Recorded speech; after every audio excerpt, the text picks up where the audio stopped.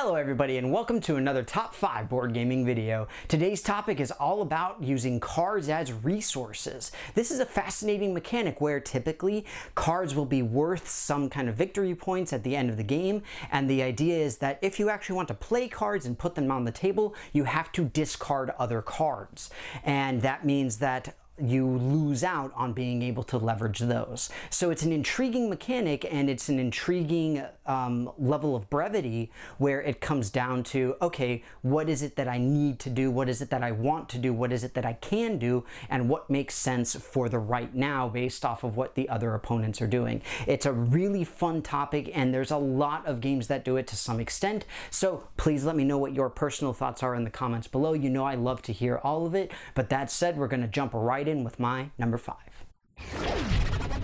At number 5, I've got Bonanza, the game that's all about beans. In this particular case, you are using your cards as resources by having a large hand of cards, and at the very beginning of your turn, you have to put down the first card in your hand. The problem is that you have a limited number of spaces on which you can put them, and when you are trying to get points, then you can only get points if you have a certain number of the same type of bean. There's a lot of negotiation and trading involved in this game, and so that's really where a lot of the aspect of the resources come in, because the cards are resources. A lot of them are limited, highly limited in some cases, and so that means that some are worth a lot more than others, and the fact is that you can know how likely it is that you will get a particular one and all that sort of thing. But that said, it's a very simple game, meant more as a party game, so that's why it's so low on the list. Still really fun though. Bonanza, my number 5. At number 4, I've got Arboretum. Thankfully, recently got a second edition and absolutely beautiful artwork. In this particular game, you are trying to plant trees and you are trying to make the most beautiful garden of anybody else. So in this particular one, you again have a hand of cards. You have to discard cards in order to plant particular trees and all of this kind of thing. Relatively similar to Bonanza, except for the fact of the forced aspect to it. It's still a lovely game. It's absolutely gorgeous. And honestly, it's a little bit more strategic. You have a little bit more thinking going on in terms of set collection and design and all of that sort of thing that you've got going on, and so that's why it's a little bit higher up on the list, but still relatively simple. Arboretum, my number 4. At number 3, I've got Race for the Galaxy. So for me personally, this is probably the quintessential example of this particular mechanic, where you've got a hand of cards and you are trying to build a tableau. In order to put a card down on your tableau, you have to discard other cards from your hand, and those just go away. They go to the discard pile that is communal. You don't have your own deck or anything along those lines, and you're trying to build up an engine typically. You've got phase picking, you've got all sorts of different stuff, but everything revolves around this tableau, and that tableau revolves around you getting rid of cards. The thing is though that this game has become extremely bloated with a lot of expansions and all this kind of stuff, and it's often outshined by Roll for the Galaxy nowadays. But still, as far as the mechanic is concerned, Race for the Galaxy definitely very quintessential in terms of the cards as the resources, so that's why it still definitely makes the list and comes in at number 3 for me. At number 2, I've got Marvel Champions, the massive living card game that lives in this giant box for me personally. So in this particular game, you have the ability to create your own deck based off of a hero from the Marvel Universe, and it is a cooperative game where everybody is playing together to fight against a single villain and all of their nefarious schemes and all of that sort of thing. The idea though is that within this game, you place down a card and put it in play, but then to activate it, you have to spend cards from your hand. You have to spend particular resource types and put them in your discard pile in order for it to activate.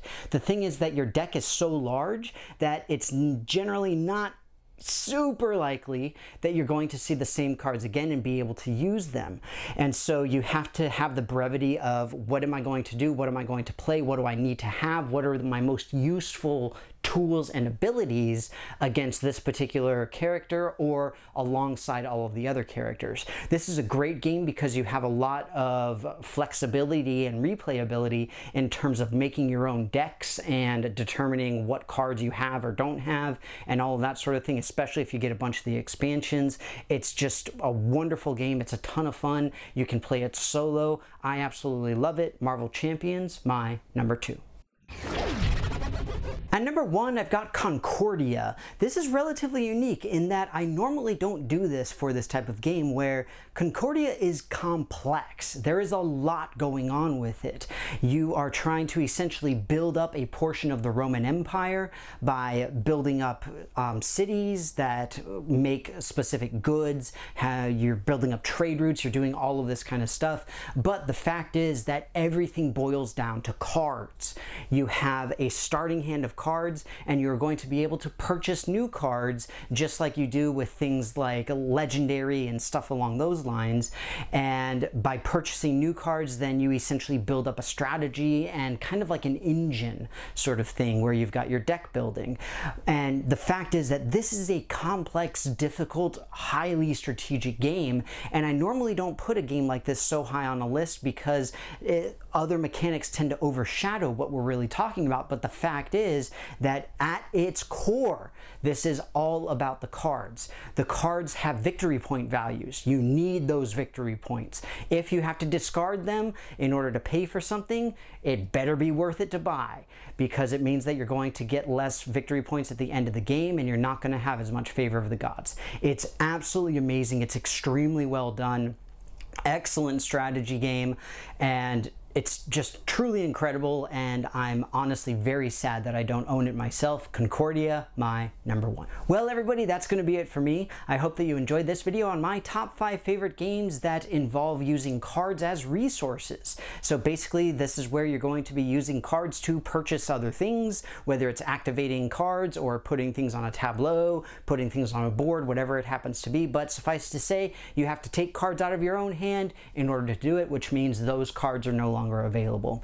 It's an interesting thing. It's an interesting aspect to a lot of games that have it in some form or to some extent, but these are my personal favorites, obviously. And obviously, I want to hear what you all have to say. What are your own personal favorites and why? Let me know anything and everything in the comments below, because you know that I love to hear all of it. That said, if you haven't done so already, please take a look at my various social media pages where you can interact with myself and my channel in a whole bunch of really fun ways. If you're still living in an area where there's a lot of COVID going on, I hope that you are all staying safe, and I hope that you are all vaccinated, but we are not dwelling on it because it has just been too long. So with that, thank you so very much again for watching. Hope that you enjoyed it, and I will see you next time.